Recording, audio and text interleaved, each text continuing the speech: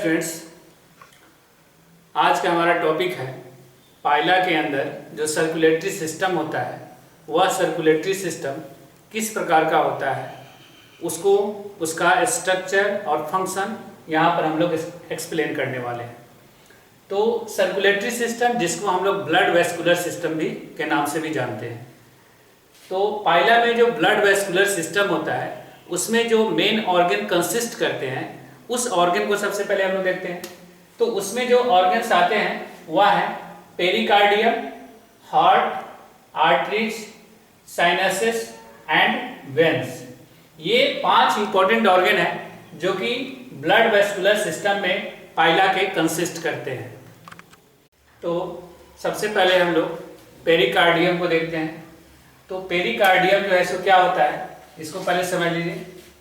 The conical sac of fibrous tissue, the conical sac of fibrous tissue that surrounds the heart and the roots of the great blood vessels.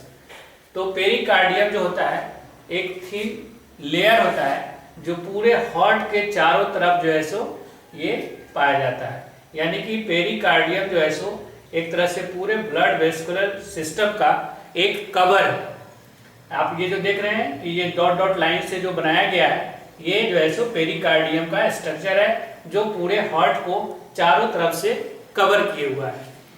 Pericardium जो होता है ये stomach और digestive gland, जिसको हम लोग liver भी कहते हैं, ये पाइला के अंदर वहां तक फैला हुआ रहता है। इसका जो कैविटी होता है ट्रू सीलोम का होता है, ट्रू सीलोम को रिप्रेजेंट करता है। क्यों? क्योंकि इसका यह जो है किडनी को भी कम्युनिकेट करता है। उसके अलावा इसके जो वाल होते हैं, तो इसके वाल से एम्ब्रियो के अंदर जो रिप्रोडक्टिव सेल होता है, उस रिप्रोडक्टिव सेल को भी डेवलप करने में मदद करता है। तो पेरिकार्डियम इस पूरे हार्ट को क्या किया हुआ है, इनक्लोज्ड किया हुआ है। ये पूरा हार्ट का स्ट्रक्चर है जो पेरिकार्डियम के अंदर इनक्लोज्ड है। तो हार्ट जो होता है वह पेरिकार्डियम के अंदर इनक्लोज्ड होता है और इसके अंदर आप देखिए 2 मेन चेंबर है। तो जो ऊपर वाला चेंबर है उसको हम लोग ऑरिकल बोलते हैं और नीचे वाले चेंबर को हम लोग वेंट्रिकल बोलते हैं। तो ऑरिकल क्या होता है कि ऑरिकल जो है ये एक हार्ट का चेंबर है और इस चेंबर का काम है ब्लड को रिसीव करना। तो इसका जो वाल होता है बहुत ही थीन होता है और ये हाईली कॉन्ट्रैक्टाइल होता है और इसका शेप जो है यह लगभग जो है सो ट्रायंगुलर शेप में होता है। तो इसका मेन काम है ब्लड को रिसीव करना। तो ब्लड को रिसीव करने के लिए इसके पास 3 वेन है। एक वेन है पल्मोनरी वेन, दूसरे वेन को बोलते हैं इफरेंट टिनेडियल वेन और तीसरा जो है वह इफरेंट रीनल वेन है। तो पल्मोनरी वेन क्या करता है कि यह जो है इसके बॉडी में जो पल्मोनरी सैक होता है, उस पल्मोनरी सैक से ब्लड को रिसीव करता है। कहाँ? हार्ट में। दूसरा टिनेडियल वेन, टिनेडियल कहाँ पाया जाता है? गिल्स में। तो ये जो वेन है वह गिल्स से कनेक्टेड रहता है। इसके आगे बहुत सारे, ये तो मेन वेन है, इसके आगे बहुत सारे जो है सो ब्रांचेस निकले हुए रहते हैं। तो ये गिल्स से ब्लड को रिसीव करने का काम करता है। उसके बाद ये इफरेंट रीनल वेन है। रीनल का मतलब होता है किडनी। तो किडनी में 2 चेंबर होते हैं। तो यह जो है सो पोस्टेरियर रीनल चेंबर से कनेक्ट रहता है और ये पोस्टेरियर रीनल चेंबर से ब्लड को रिसीव करने का काम करता है। इसके नीचे जो दूसरा चेंबर है इसको हम लोग बोलते हैं वेंट्रिकल। तो जो वेंट्रिकल होता है ये भी ओवॉइड शेप में होता है और इसका जो वाल होता है यह ठीक होता है और स्पॉन्जी और मस्कुलर होता है। यानी कि और ये काफ़ी जो है सो हाईली मस्कुलर होता है और इसका वाल बहुत ज़्यादा जो है ऑरिकल के तुलना में बहुत अधिक ठीक होता है, मोटा होता है, जबकि ऑरिकल का वाल पतला था। उसके बाद इसके अंदर मस्कुलर धागों का एक जाल बना हुआ रहता है। मस्कुलर धागों का इसके अंदर क्या है, एक जाल का स्ट्रक्चर रहता है और इसके कारण इसके अंदर का जो कैविटी है, यानी कि इसके अंदर का जो स्पेस होता है वह कम हो जाता है। तो वेंट्रिकल जो चैम्बर होता है इससे 2 मेन आर्टरीज निकले हुए रहते हैं। ये दोनों क्या है, आर्टरीज है। ये मेन आर्टरीज है, इसके आगे बहुत सारे इसमें जो है ब्रांचेस निकल जाते हैं जो आगे जाकर के पूरे शरीर में फैल जाता है।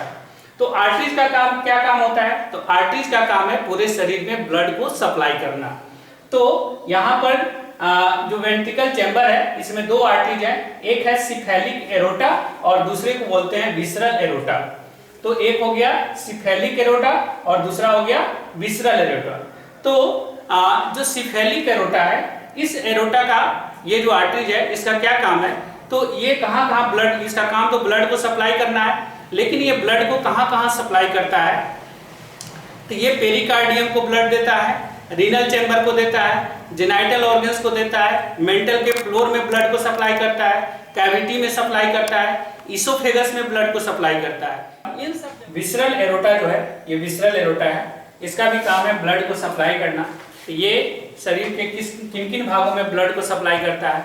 तो ये स्टोमैक में, इंटेस्टाइन में, डाइजेस्टिव ग्लैंड में, गोनेड्स में, रेक्टम वॉल आदि जगहों पर ये ब्लड को सप्लाई करने का काम करता है।